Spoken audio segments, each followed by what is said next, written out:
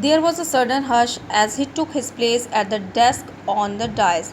और जैसे ही वो अपनी सीट लेता है, डाइस में स्टेज या मंच, जैसे ही वो अपनी सीट लेता है मंच के ऊपर जाके, और वैसे उसको जो है फुसफुसाने की आवाज़ आती है, मतलब आपस में जो बच्चे जो है बातें कर रहे होते हैं।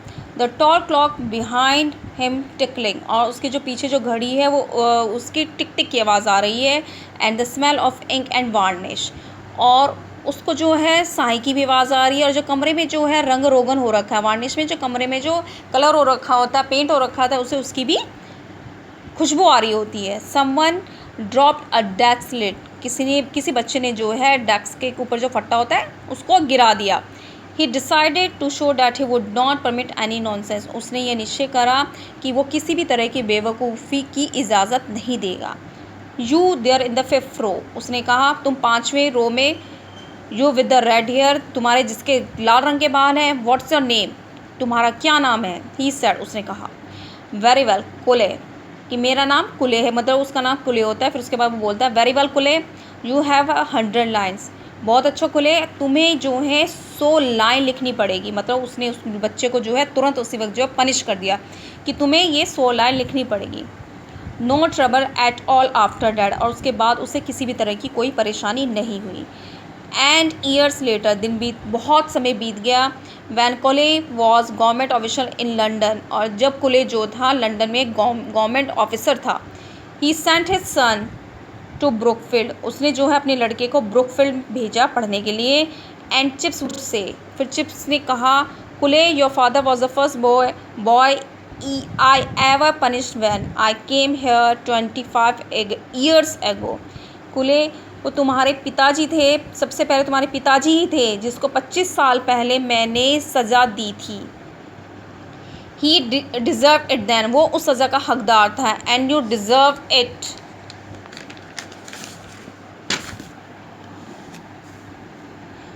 And you deserve it now, और तुम इस वक्त इस सज़ा के हकदार हो।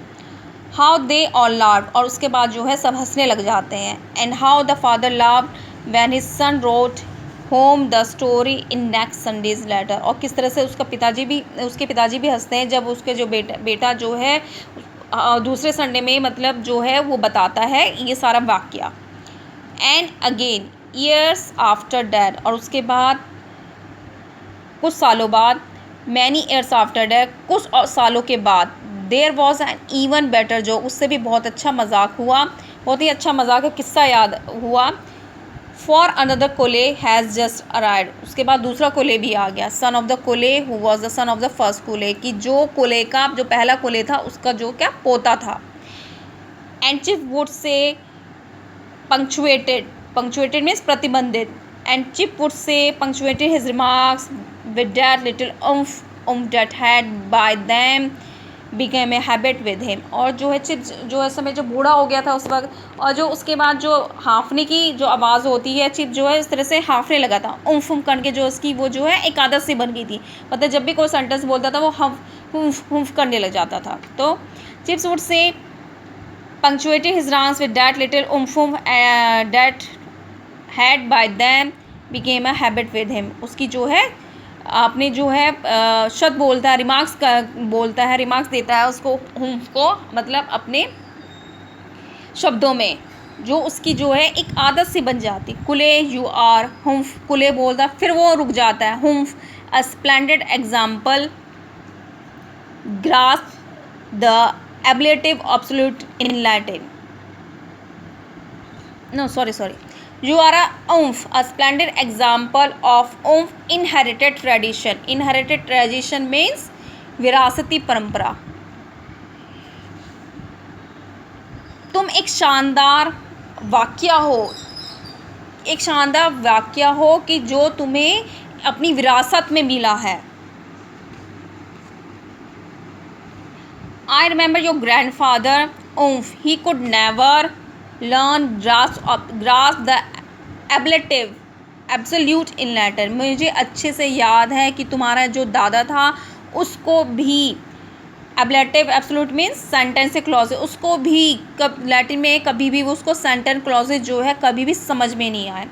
A stupid fellow your grandfather, तुम्हारे जो दादाजी थे बहुत ही बेवकूफ़ बच्चा था। एंड योर फादर टू, और तुम्हारे पिताजी भी। उम्फ, वो फिर उम्फ बोलता। आई रिमेंबर हिम, मुझे अच्छे से याद है। He used to sit at that far desk by the wall, वो जो है दूर सबसे लास्ट वाले बेंच पे, जो दीवार के पास जो बेंच होता था उस पर जाकर बैठ जाता था। ही वॉजंट मच बेटर, वो अच्छा नहीं था। Either but I do believe my dear Colley, पर मुझे लगता है, मुझे विश्वास है मेरे प्रिय कुले, डैट यू आर, तुम भी ऐसे ही हो। उम्फ, वो फिर हाँफता है। The biggest fool of the lot, और तुम उनमें सबसे बड़े बेवकूफ़ हो, उन सब में सबके बेवकूफ़ हो। रोर्स ऑफ लाफ्टर, और जो सब जो थे वो हंसने लगे और ज़ोर ज़ोर से। A great joke this growing old, कितना बड़ा मजाक ये था। बट अ सैड जोक, पर उदास भी था। टू इन अ वे, दोनों ही तरीके में उसे क्या खुशी भी हो रही थी और दुख भी हो रहा था। And as a Chips sat by his fire with the winter rattling the windows, rattling means थपथपाना, और जैसे कि जो चिप जो है आँख के सामने बैठता है और जो उसके पास की जो खिड़की होती है वो थपथपा रही होती है, ठंड की जो ठंड से जो है ठंडी हवाएं जो अंदर आ रही होती है वो खिड़की जो है थपथपाना शुरू कर देती है। The waves of humour and sadness swept over him, और उसके चेहरे पर जो है दुख और उदासी दोनों दिखाई देती हैं। Very often until tears fail, और उसके बाद जो है इसके आंसू निकल आते हैं। So that when Mrs Wicket came in with his cup of tea she did not know whether he had been laughing or crying, और जब फिर जो मिसेस विकेट है जो चाय का कप लेकर उसके पास में आती है, उसे भी ये नहीं पता चलता है कि वो रो रहा है हंस रहा है। And neither did chips himself, और ना ही चिप्स को पता चलता है कि वो या रो रहा है या हंस रहा है।